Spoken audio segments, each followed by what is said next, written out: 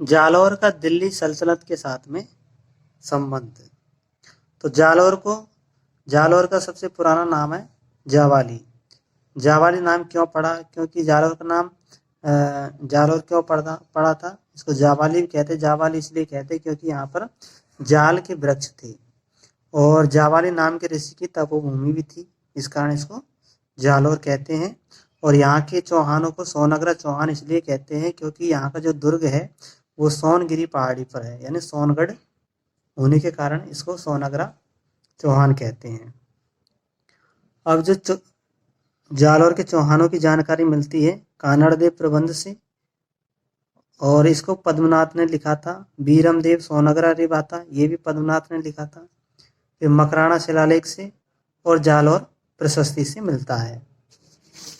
अब हम देखते हैं कि यहाँ के जो सबसे पहले इसकी जो स्थापना की थी जालौर में, चौहान वंश की स्थापना की थी कीर्तिपाल ने 1181 ईस्वी में। फिर इसके बाद में इसके पुत्र आए थे समर सिंह, और समर सिंह के बाद में आए थे उदय सिंह।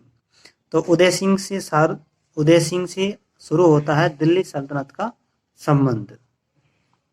तो दिल्ली के सुल्तान थे इल्तुतमिश। इन्होंने 1228 ईस्वी में उदय सिंह के समय में आक्रमण किया, और आक्रमण करने के बाद में फिर संधि कर लेता है। तो इस तरह से पहला आक्रमण 1228 ईस्वी में इल्तुतमिश करता है। फिर 1254 ईस्वी में नसीरुद्दीन महमूद इस पर आक्रमण करता है, और ये दोनों ही आक्रमण विफल हो जाते हैं। फिर इसके बाद में उदय सिंह का उत्तराधिकारी आता है चाचिंग देव, और चाचिंग देव के बाद में आता सामंत सिंह। तो सामंत सिंह के समय में 1282 ईस्वी में बलवन आक्रमण करने के लिए भेजता है नूर मोहम्मद को, और नूर मोहम्मद इस आक्रमण में असफल हो जाता है और वापस लौट जाता है। फिर इसके बाद में सामंत सिंह का उत्तराधिकारी आता है कान्हड़ देव। तो कान्हड़ देव के समय में अलाउद्दीन खिलजी 1308 ईस्वी में आक्रमण करवाता है। तो इसके कारण 3 कारण बताए जाते हैं। तो पहला कारण है कान्हड़ देव प्रबंध के अनुसार कि जब अलाउद्दीन खिलजी की सेना गुजरात को लूट करके जा रही थी और यह जालौर से निकल रही थी, तो उस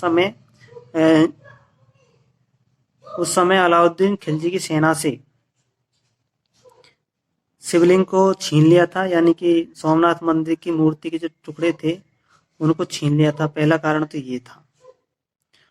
और दूसरा कारण फरिश्ता के अनुसार है कि आइन उल मुल्तानी 1305 ईस्वी में आइन उल मुल्तानी आक्रमण करता है, और आक्रमण करने के बाद में संधि कर लेता है, और संधि करने के बाद में अपने साथ कान्हड़ देव को दिल्ली ले जाता है, और दिल्ली में कान्हड़ देव का अपमान होता है, और इस अपमान के बदले में वह चुनौती देकर आ जाता है अलाउद्दीन खिलजी को।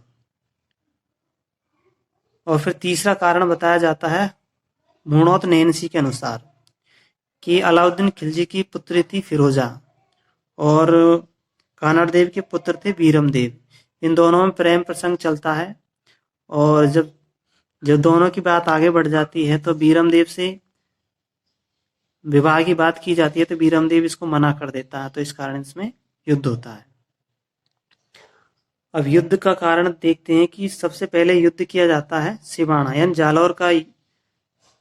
जालौर की पूंजी जिसको कहते हैं, कुंजी सिवाना को कहते हैं, बाड़मेर में है, और इस पर आक्रमण किया जाता है 1308 ईस्वी में।